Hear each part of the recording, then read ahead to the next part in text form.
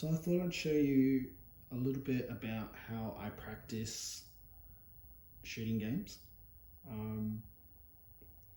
Because yeah, it's something I've been doing a lot of probably over the last year or so. Just really trying to practice games, get better at bullet hell, danmaku, in particular, cave games of course. Vertical being my preferred sort of type of cave game. I still like Yoko games. So on my Astro here, I have Pro Gear and things like that on the Mister. I don't practice Pro Gear with save points like I do the other cave games. So although I've got stage 1 of Pro Gear pretty sorted, I can do a fair bit of chaining and that kind of stuff. I can't really do much more than like stage 2 with no miss, and then stage 3 just smashes me. It's the usual kind of stage 3 of a shooting game, and in particular the way cave works as well. Stage 3 of most cave games are pretty brutal. So yeah, anyway, I've got this tattered louver. Excuse my voice, I've got a bit of a cold going on. And this was actually, I bought this from a friend of mine, Ludo, who I just saw a video go up. Yeah, we've got an arcade night coming up at his place. And one thing that he does have is he has a 480p louver with his VGA card in it, stuck in one of his Blast City cabs. And he has the Xbox 360 plugged into that, and the game that he kind of locks on that one is Fatari 1.5 or Fatari Black Label 1.5 Black Label. So I thought I'd just have a little bit of a practice. So I was playing around with things this morning. And yeah, I just started to, I realized that some of my save points in Fatari weren't working. And also I've switched over to using MAME. I don't know why. I think MAME seems to be a little bit better for me on this computer than FB Neo for some games. Most of the time I just use Final Burn Neo. But in this instance, I'm using MAME. I haven't gone into any of the settings in terms of setting up any of the, the blitter or any of the CPU underclocking or anything like that. It seems pretty accurate, although I have noticed that when I do play the Xbox 360 ports, there seems to be a lot more slowdown than in this version. Anyway, this louver is on a dolly, so I can move it around and I can sort of have it set up. I can push it over to the side of my, my Astro there, so that I don't, have it sitting in the middle of my floor, in my middle of my lounge room. But having it this way, it just makes it very easy to pick up, get in, get some practice, and then get out again. So probably, I'll show you how easy it is to get in and out. So basically, if I put the laptop that I've got a laptop that I've put Linux on, and that was actually quite a bit of work to get that set up. It's just using an HDMI to VGA, and I've made sure that RetroArch is configured with the various mode lines that it needs at the desktop before it goes into the game, and then it just uses switch res, and that seems to work perfectly with this louver. When you stick in the super resolutions, it seems to be able to scale games horizontally correctly, so they're the right vertical size, and in general I don't get any scaling artifacts going that way either. And if I do, it's usually I just have to restart RetroArch. Sometimes it does get itself a little bit twisted up. So yeah, if I'm going to practice something, I'd be just sitting down. I literally just turn on my CRT and press the sleep button on my laptop, and I'm good to go. Straight in, you know, exactly where I was before, and yeah, I'm good to practice. So yeah, and then in terms of the actual light practice itself, so at the moment I'm just generating some save points in the last stage of Atari 1.5. So what I've done is I have gone all the way through the game, generating save points, and you know, basically clearing the game with no miss, and that's fine. It kind of means though, by the time you get to the end here, particularly with Atari, the way that the system works is that you kind of build up a gem counter up in this corner here, and that gem counter will keep rising from the beginning of the game if you no miss, and it can get at the end of the game it can get towards 50,000. So you can see at this point, in this particular save point, I've got about 39,000, and that's about right. I'm sort of near the end of the game. You can see that when you die, the gem counter goes down. When the gem counter goes down, yeah, that basically lowers the difficulty of the game. So as the gem counter is going up, the bullets get faster and faster and faster in Atari. Probably, I reckon, some of the fastest bullets in any of the cave games are in Atari 1.5. Yeah. So yeah, look, I mean, just show you some sort of basic kind of, you know, generating save points. Show you, you know, what it's like. So I would be learning the state from here.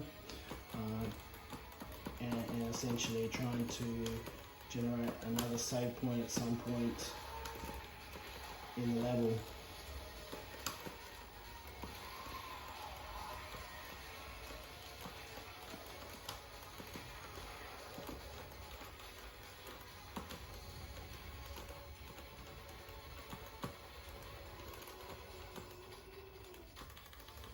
This dragon's not too bad.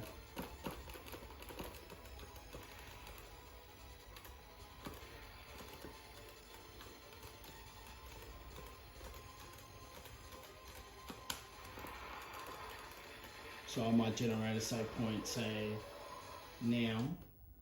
So I'll just go in here, add my save point, play for a little bit.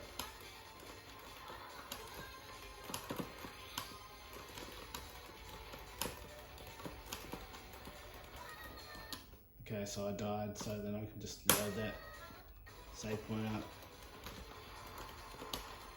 And I'll keep doing this. To learn the game, I'll just keep doing this. I keep kind of,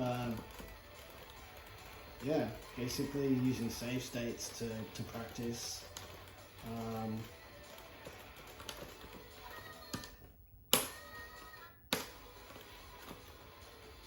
Yeah, you can see the bullets are starting to get pretty hellish.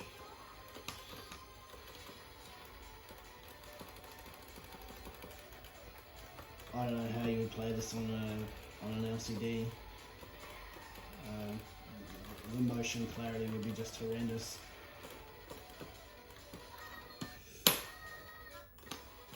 Yeah, and that's kind of it. So yeah, I'll just carry on doing a little bit more practice. And yeah, that's that.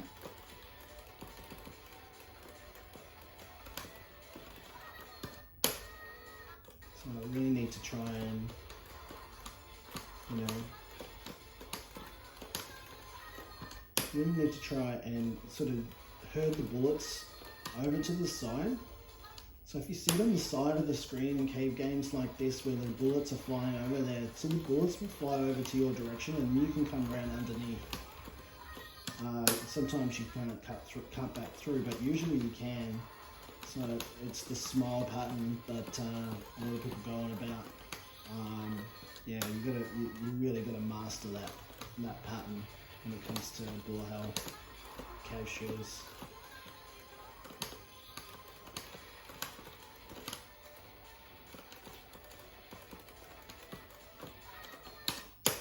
You get these guys coming in from the other side though, and it can be a bit tricky. In this stage, there's also these little posts here, and if you stand over them, the gems come out of them, and your gems just go through the roof. So I'll show you what that looks like.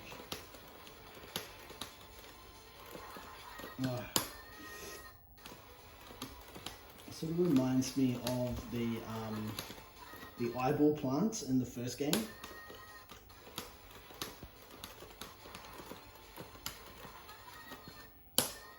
I'm not having a good time here.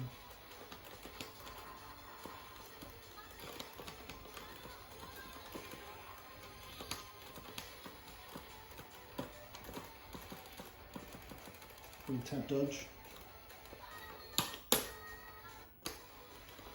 Struggle 10.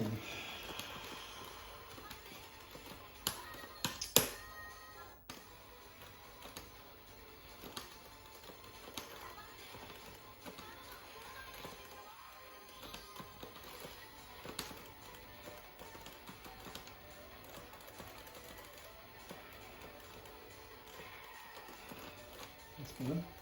So I might save that because that's obviously a little bit of a difficult spot. So I'll save there. Okay, I saved just before a bullet, but I should be able to get around that. Just wait. Sometimes it takes a little bit of time to generate the save file.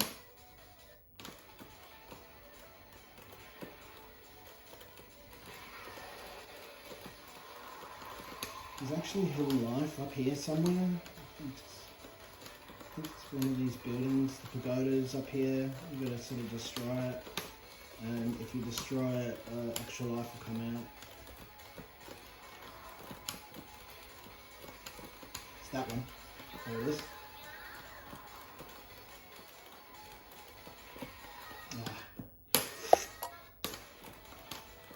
This game's kind of a strange game in a lot of ways. I mean, I think it's a great game, but I think the first game's a little bit more, I don't know, a bit more, I guess it's because it's the original, because it makes it a bit more unique. This one, you get these like dinosaurs mixed in with the bugs, and it kind of moves away from the bug princess thing, which I don't know, I don't know if it works as well. It's definitely a cool game, don't get me wrong, but yeah, I think I kind of like the first game a little bit better. You know, I don't know, I can't remember the bullets getting so fast in that game.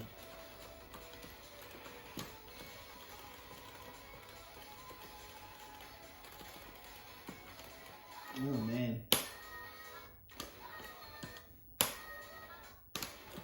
Oh gosh.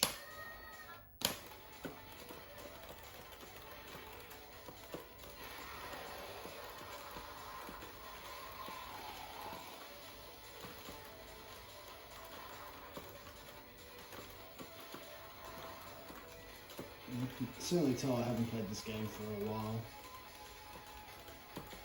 There was a point there where I thought I could probably once see this game. I don't want it.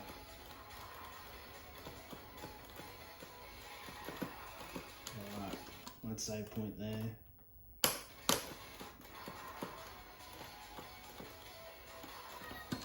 Yep. Just wait for the save to be generated for some strange reason again. Yeah. It takes a little time sometimes to generate that save file. Come on, concentrate.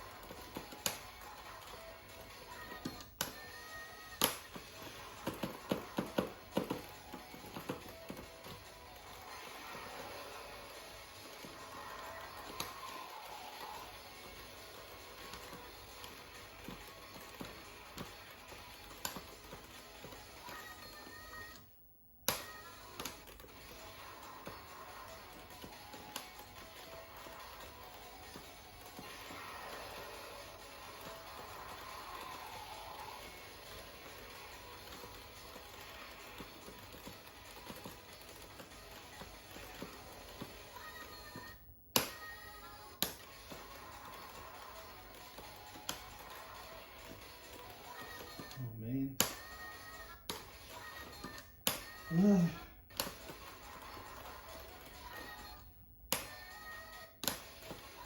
my gosh.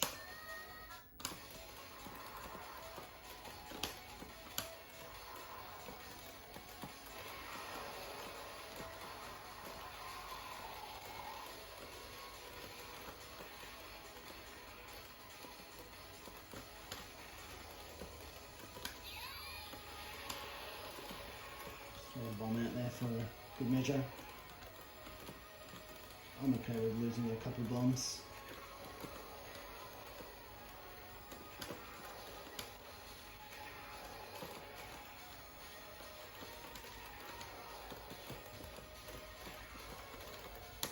Woof!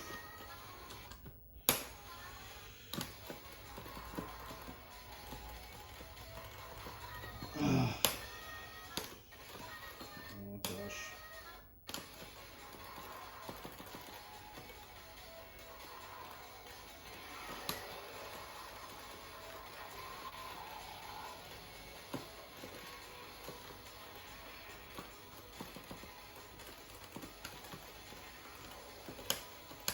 He's gone.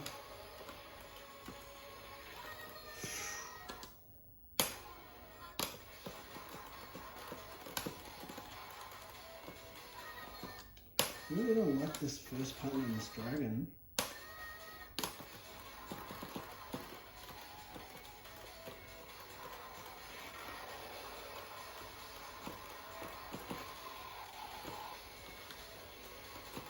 Oh my gosh. Getting pretty gnarly, getting close to that 50,000 on the gem count. In fact, I think I hit it at that point. Oh no, I don't. Still don't hit it.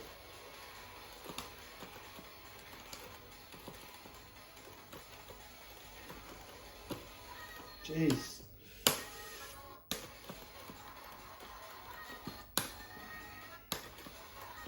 I don't know, people kind of say this game's easy, and I mean, obviously there's the Maniac mode, which changes things up quite a lot, and is, you know, it's obviously supposed to be harder, but I think this game's still pretty challenging, especially if you're trying to no-miss it all the way through. There's a good reason to try to no-miss it. The reason is obviously you get to the end with as much resources as you possibly can. So yeah, I mean,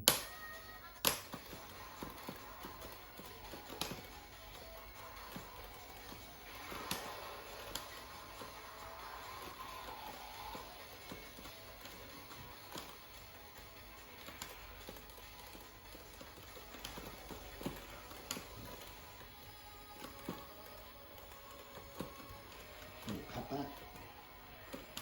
I might just generate a quick save if I can find notes.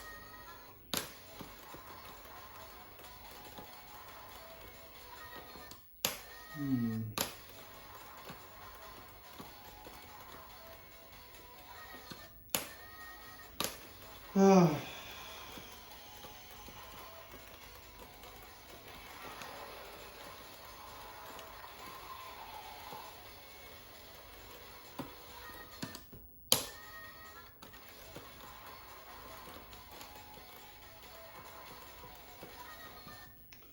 Really not playing well. But yeah, I mean, that's kind of how I would do those sort of games. You know, probably the game that I am concentrating on at the moment the most would be Black Label Dojo. So yeah, look, I mean, I'll show you what that kind of looks like. Obviously, I can just kind of go back to my first state. Oh, I just did a save state, that was done. So undo that save.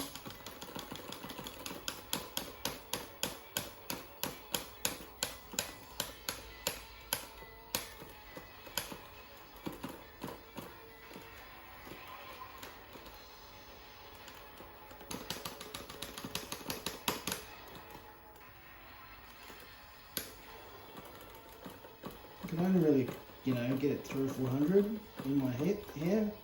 I don't know why, I'm just not very good at chaining. It's the real hard part. Is, I can get up to 400 kind of thing. And then it's that chain there that I screw up every time.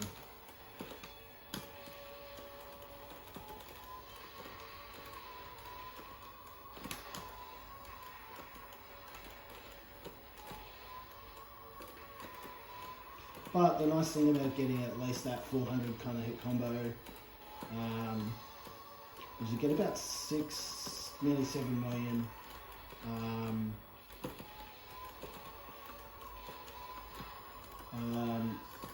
and yeah, that's a great way to start the game.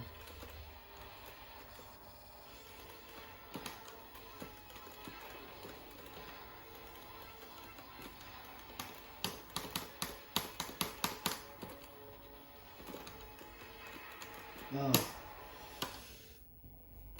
Yeah, so if we go into say the second stage, because I died, that was a bit silly.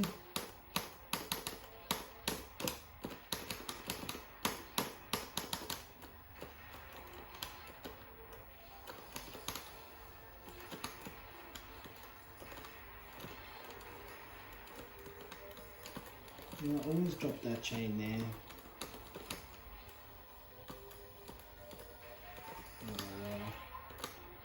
Always do.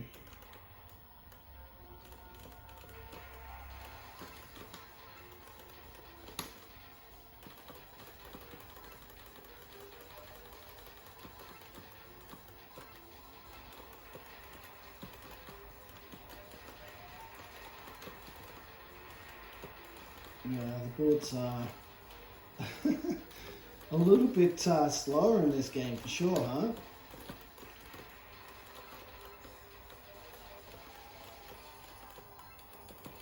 Yeah, they get fast low.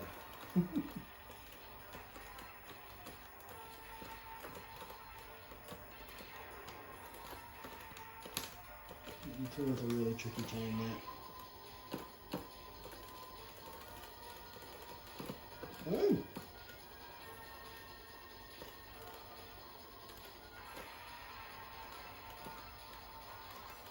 Drop that, put done.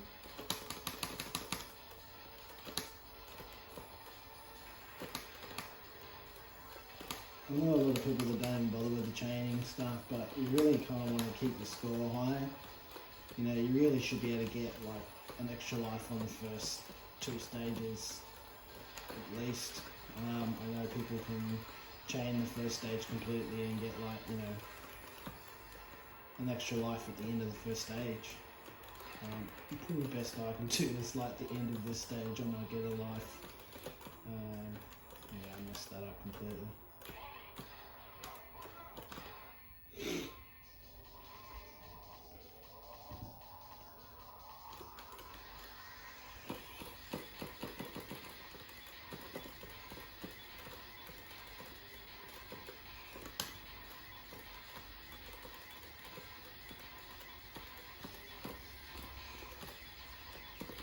This plan can sometimes really kind of get me. I don't know why.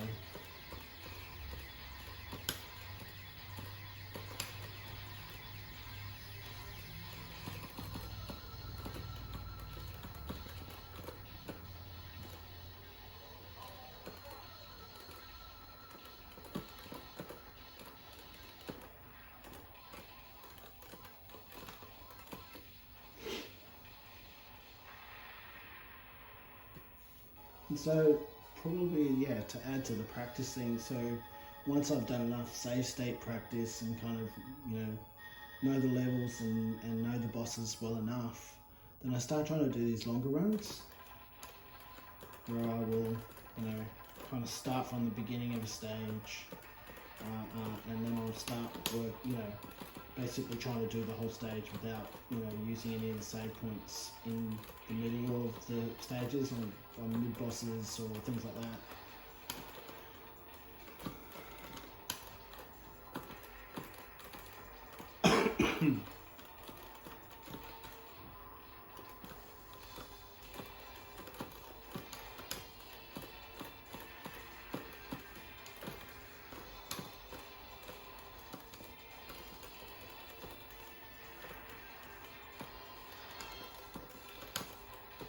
Here's my extra life.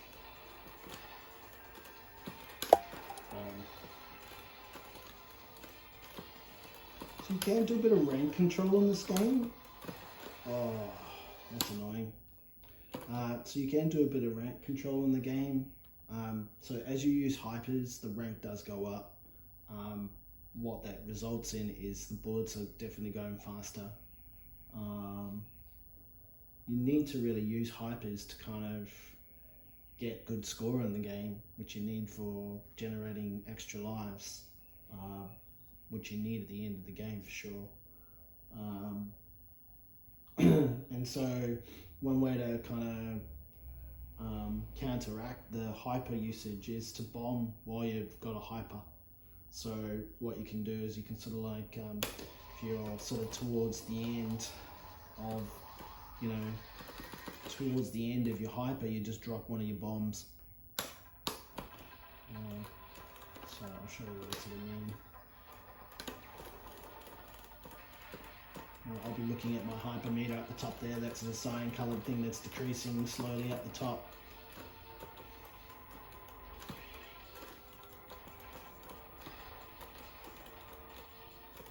And then like bomb.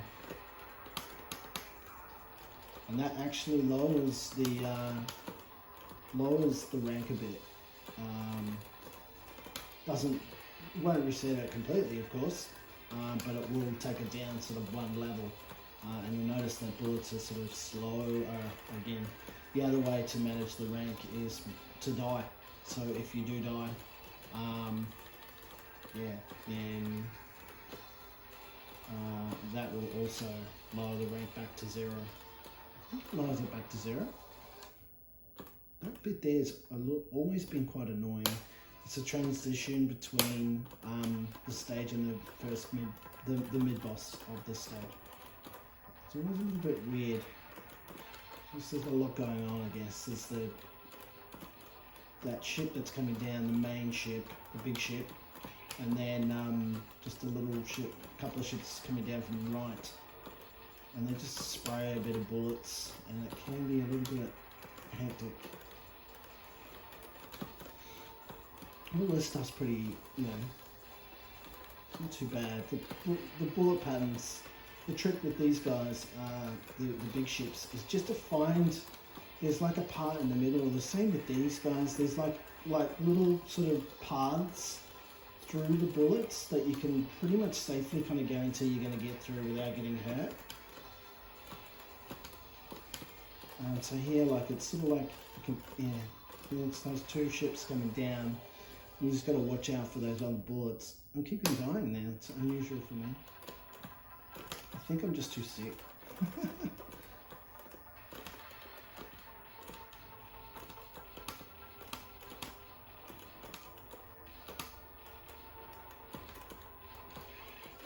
Let's try it again. One last time. Ooh! Dying there. Wow.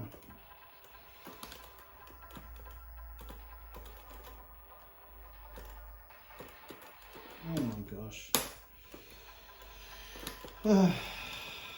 So yeah, so you can sort of like fit in between, there's like some little vertical slots that you can get into.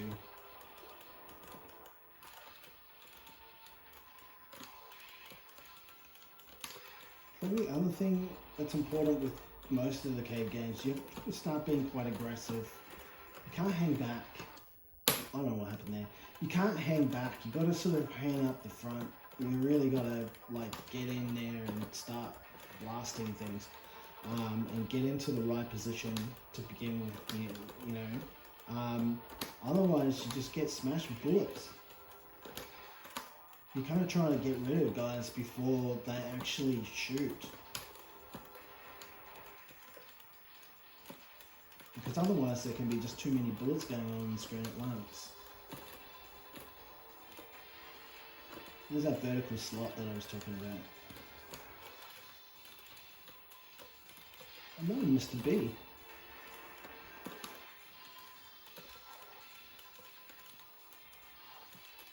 I don't know.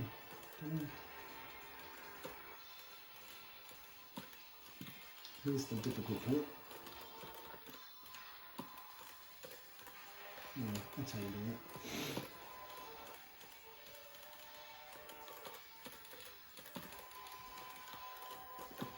Wow, that was close.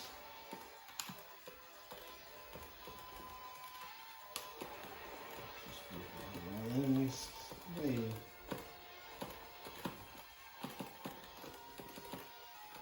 Hey, you're not dying. Took a sweet time to die.